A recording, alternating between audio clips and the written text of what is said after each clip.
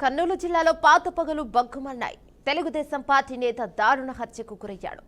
30వ ward corporator TDP నేత సంజనను గుర్తు తెలియని దుండగులు హతమార్చారు. ఈ ఘటన శుక్రవారం రాత్రి షరీఫ్ నగర్ లో చోటు చేసుకుంది. దీంతో కాలనీలో కలకలం రేగింది. ఈ ఘటనతో స్థానికులు భయభ్రాంతులకు గురవుతున్నారు.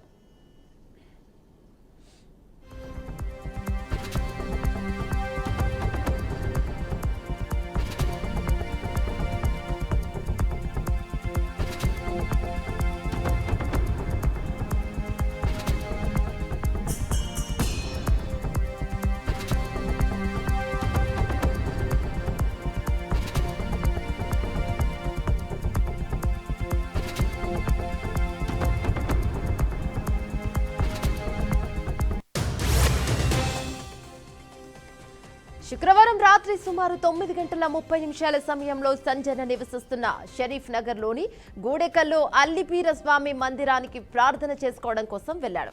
బైక్ మందిరం ముందర ఆపి లోపలికి వెళ్తుండగా హఠాత్తుగా కొంతమంది గుర్తు తెలియని దుండగులు ఒక్కసారిగా వేట కొడవలు కత్తులతో దాడి చేశారు. దుండగులు పథకం ప్రకారం ముందస్తుగానే ప్రణాళిక రచించి ఈ దాడికి తెగబడ్డట్లు తెలుస్తోంది. సమాచారం అందుకున్న పోలీసులు ఘటనా స్థలానికి చేరుకుని దర్యాప్తు చేపట్టారు. ఈ హత్య వెనుక పాత కక్షలు కారణమై ఉండొచ్చని పోలీసులు అనుమానిస్తున్నారు.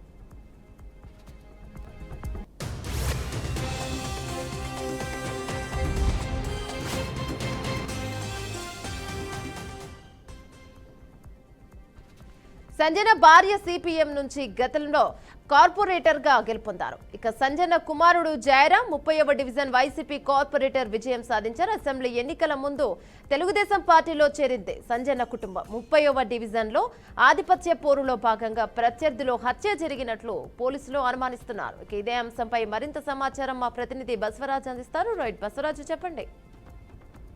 ఏదైతే సంజయ్ పక్కగా పొలిటికల్ మర్డర్ అని చెప్పొచ్చు. అంటే రాజకీయ ఆధిపత్యం కోసం కుట్రల భాగంగా ఈ హత్య జరిగినట్టు తెలుస్తుంది. అంటే సంజయ్ షరీఫ్ నగర్ లో ఉంటూ అంటే ఆయన భార్య ఇంతకుముందు కార్పొరేటర్ ఉంది, ప్రజెంట్ అతని కొడుకు కూడా కార్పొరేటర్ ఉన్నాడు. ఈ రాజకీయంగా ఇతనికి ఒక మంచి పట్టు ఉందని చెప్పి ప్రత్యర్థులు కాపుగా దాడి చేయడం జరుగుతుంది. నిన్న రాత్రి ఏదైతే అలిపిరి మందిరం మొత్తం అంటే అలిపిరి స్వామి భజన కార్యక్రమం ముగించుకుని రాత్రి వస్తున్న సందర్భంగా అంజీ అనే ఆలియాస్ రామాంజనేయులు అంజీ అనే రౌడీ షూటరు మరి కొంతమంది దుండగులు ఇతరపై కాపుగాచి మరణాలతో దాడి చేసి హత్య చేసినట్లు మనకు తెలుస్తూ ఉంది. అంటే ఈ అంజీ కూడా కరీంనగర్లోనే ఉంటున్నాడు. ఇతను రౌడీ షూటరు. అంటే గతంలో సాయి ఈశ్వరుడు ఏదైతే నందికొడుకుకు చెందిన సాయి ఈశ్వరుడు హత్య కేసులో ఇతను ముద్దాయిగా మనకు తెలుస్తూ ఉంది. ఆ కేసు కొట్టివేయబడింది. ఆ క్రమంలోనే ఇతను ఈ సంజనపై దాడి చేసి అంటే చంపినట్టు మనకు తెలుస్తూ ఉంది. అంటే పొలిటికల్ గా ఏదైతే బైరెడ్డి రాజశేఖర రెడ్డి వర్గీయుడుగా సంజన్న ప్రజెంట్ కొనసాగుతున్నట్లు మనకు తెలుస్తా ఉంది. అదేవిధంగా బైరెడ్డి సిద్ధార్థ రెడ్డి వర్గీయుడుగా ఏదైతే అంజీ ఆలియాస్ రామాంజనేయులు ఉన్నారు. అంటే బైరెడ్డి వర్గీయుల మధ్యనే ఈ మర్డర్ జరిగినట్టు తెలుస్తా ఉంది. అంటే గతంలో సిపిఎం లో కానీ లేదా వైసీపీలో అంటే రాంగోపాల్ అనుచరుడుగా సంజన్న పనిచేశారు. మొన్నటి ఎన్నికల్లో అయితే దీపు పంచన చేరి బైరెడ్డి రాజశేఖర రెడ్డి వర్గ అనుచరుడుగా ఉన్నట్లు మనకు తెలుస్తూ ఉంది. అంటే ఈ హత్యతో మాత్రం కర్నూలు పట్టణం ఉలిక్కిపడింది. కర్నూలు అంటేనే సహజంగా అందరికి తెలిసేది అంటే ఫ్యాక్షన్ మట్టలు జరుగుతాయి, ఇక్కడ రాజకీయ కక్షలు కార్పణ్యాలు ఎక్కువనే ఒక ఇది ఉండింది. బట్ ఎన్నికల అనంతరం అంటే ఈ 9 నెలల కూటమి ప్రభుత్వంలో అది అధికారంలో ఉన్న టీడీపీ చెందిన ఒక సంజన కార్యకర్త దారుణ హత్య గురికోవడము సంచలనం రేపింది. పోలీసులు అయితే ఘటనా స్థలం చేరుకుని అంటే ఈ హత్యకు గల కారణాలు అయితే ఆరా తీస్తూ ఉన్న పరిస్థితి తెలుస్తూ ఉంది. అంటే రాజకీయంగా అంటే నేతలైతే అందరూ బాగానే ఉంటారు కానీ వాళ్ళు ఫాలోవర్స్ చేస్తే అనుచరులు కావచ్చు, ప్రధాన నాయకులు కావచ్చు, ఇలా అకారణంగా బలైపోతున్నారు. అంటే ఈ కక్ష కార్పణ్యాలు ఎన్నాళ్ళు అనే ఒక వార్త అయితే ఒక వాదన అయితే వినిపిస్తూ ఉంది. అంటే రాజకీయంగా రౌడీ షీటర్లు నాయకులు పెంచి పోషించడం వల్ల రౌడీ షీటర్లు బరితెగేలా అశాంతికి లేదా శాంతి భద్రతలకు విఘాతం కలిగిస్తూ మర్డర్లు హత్యలు చేసేదానికి ఉరిగొలుపుతున్న పరిస్థితులు పోతున్న పరిస్థితులు కనిపిస్తున్నాయి. అయితే పోలీసు అయితే ఖచ్చితంగా ఉక్కుపాదం ఊపాలి. షరీఫ్ నగర్ లో చాలా మంది రౌడీ షీటర్లు ఉన్నారు, వాళ్ళకి సరైన భయం కౌన్సిలింగ్ లేదనే వాదన కూడా ఒకవైపు ఉంది. అంటే అక్కడ రౌడీ షీటర్లు చిన్న చిక్క పనులు చేసుకుంటా చిన్న పంచాయతీలో దందాలు తీసుకుంటా ఈ విధంగా భయభ్రాంతులకు గురి చేస్తూ షరీఫ్ నగర్ రౌడీ షీటర్లు అంటేనే ఒక భయం ఉంది. ఆ భయం పోవాలంటే పోలీసు ఖచ్చితంగా ఉత్పాదం పోవాలని చెప్తా ఉన్నారు. మరి ఈ ఘటన అనంతరం అంటే పోలీసులు ఎలాంటి చర్యలు తీసుకుంటారు? అంటే ఇప్పటికైతే కొంత పోలీసు సిబ్బందిని అక్కడ మోహరించిన పరిస్థితులు కనిపిస్తా ఉన్నాయి. మరి అనంతరం అక్కడ రౌడీ షీటర్లు రెచ్చిపోకుండా ముందు ఇలాంటి ఘటనలు పునరావృతం కాకుండా పోలీసు ఎలా ఉంటుందో ఎలా చర్యలు చేపడుతుందో చూడాల్సింది. ఏమన్నా రైట్ బసవరాజు, అంటే గతంలో పాత కక్షలు ఉన్నాయి అవి ఇవి అన్నారు కదా, అంటే గతంలో వీళ్ళు వైసీపీలో ఉన్నారు, రీసెంట్ గానే తెలుగుదేశం పార్టీలోకి చేంజ్ అయ్యారు వాళ్ళ కుటుంబం అని చెప్పుకున్నాం. దీనిపై వైసీపీ వాళ్ళు ఏమైనా స్పందించారా?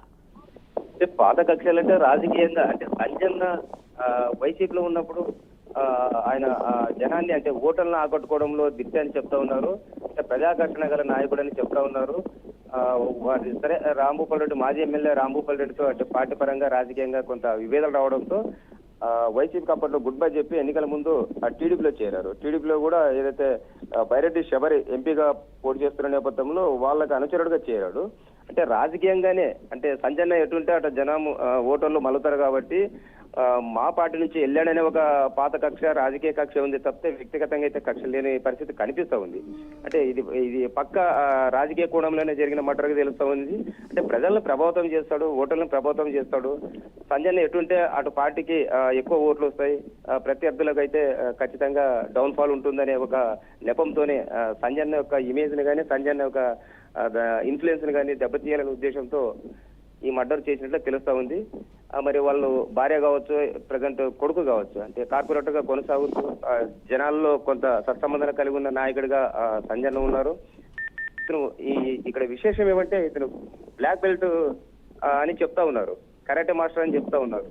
మరి ఇంత కరాటే మాస్టర్ ఉన్న ఇతన్ని ఎంత అదమర్చి అంటే కాపుగాచి అది ప్రత్యర్థులు కూడా చాలా దారుణంగా అంటే తలపై బాగానే విచక్షణ రహితంగా అసలు మొహము రూపం కనబడుకోకుండా నరికి చెప్పిన పరిస్థితులు ఉన్నాయి.